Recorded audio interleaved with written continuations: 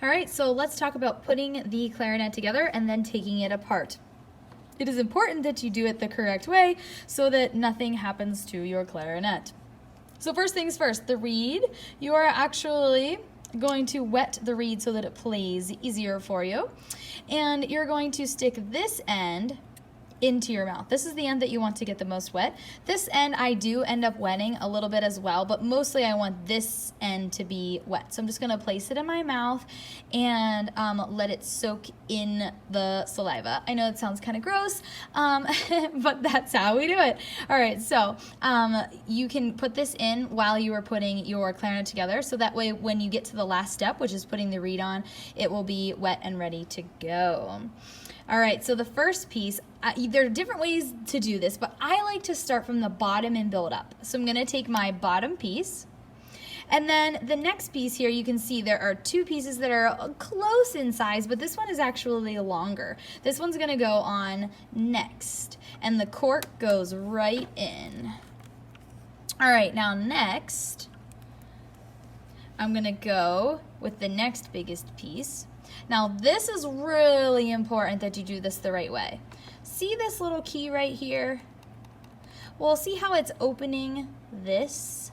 Yeah, we want that to be open when we are putting our clarinet together. So I'm going to push that key, and then I'm going to put it on,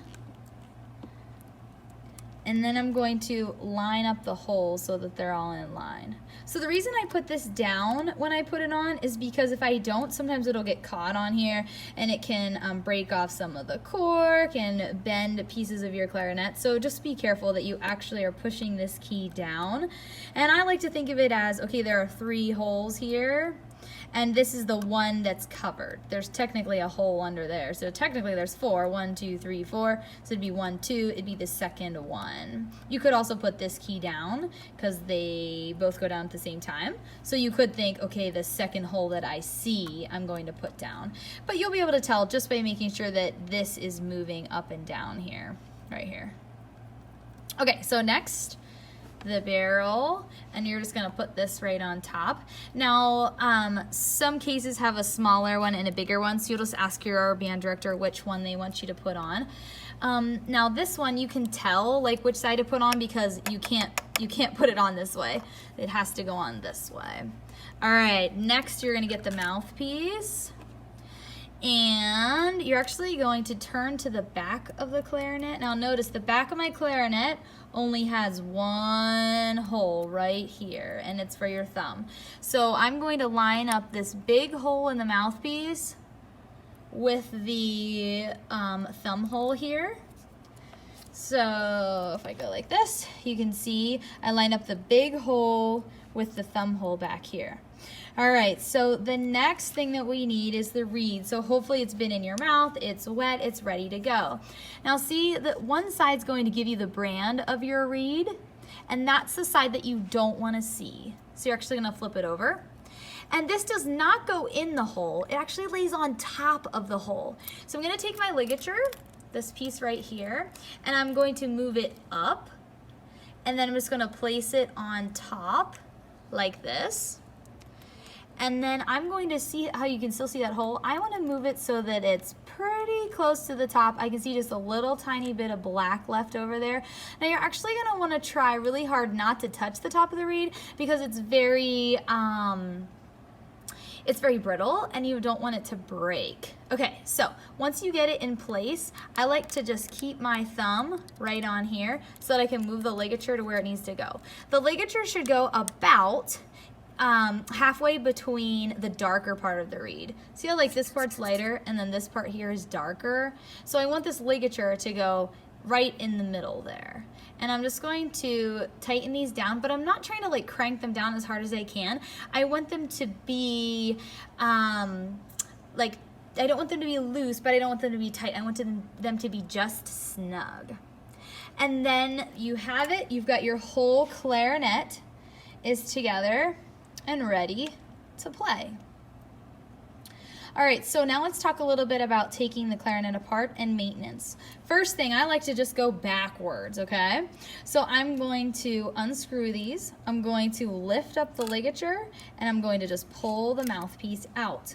And as I am pulling the mouthpiece out, sometimes it's hard to get back in these cases, and there are different kinds of plastic cases, but in these, any case that you have, you're going to want to try to get rid of that spit, and then, or condensation, and you're going to take this end of the reed and put it in here. And I also tell my students, like, okay, this side's flat, and this side is the flat side, so you could think, okay, I'm going to put those two flat sides together. Now don't push it in too far. You actually want a little bit to be sticking out. If you push it in too far, it's going to get stuck and you're not going to be able to use that reed anymore.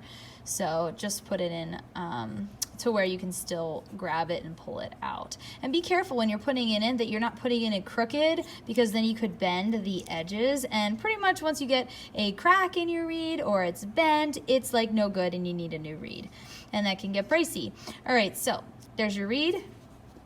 Now, when you're taking it apart, like I said, I like to go backwards. So I'm going to start with the head joint. Now, you could take each piece apart and clean it individually if you'd like, but that seems a little time consuming to me, so I like to do it a little differently. I like to take the barrel off like this, and then I am going to use my cleaning cloth, and I'm going to take the weighted side, and I'm actually going to push it through here and just pull it all the way through. And that way it gets all the condensation out. And then I will take these pieces apart and I stick them in the place that they go in the clarinet case. Then next, as long as your string is long enough, you can go and do the rest of the clarinet all in one swoop. Now some strings are even long enough you can do the whole clarinet at once. Mine is not quite that long, so I cannot do that. But so I'm pulling it through, and I just pulled it out through the other end, and now I can take it apart. Again, when you take it apart, push this button here so that you're opening up that side and you know it's not going to get bent. All right, last piece I'm taking off, and I'm putting these back where they go. Now, your maintenance for the clarinet is going to be the cork. The cork is going to get dry, and that's when you need to grease it up. You don't need to grease it every single time that you get your clarinet out, but you do need to grease it when it starts to get dry, because if you are trying to put it on when it's dry, like you're trying to put the clarinet together when it's dry, this is probably what's gonna happen. The cork is gonna break and it's gonna come right off. So we wanna avoid that. We wanna avoid a trip to the instrument repair shop as much as possible. So all you're gonna do is you're gonna take this, it's kind of like, I mean, it looks like chapstick, but don't use it on your lips, right? And you're just gonna put a thin layer on here. It doesn't have to be a lot. And then that's gonna make it so it's going to be a lot easier for you to get your instrument together. So when it gets hard to put together, you can go ahead and grease up the cork. You can grease up all of the cork pieces, but again, try not to get too much cork grease on there. All right, well, there you have it, putting together your clarinet, taking apart your clarinet, and a little bit of maintenance. All right, have fun.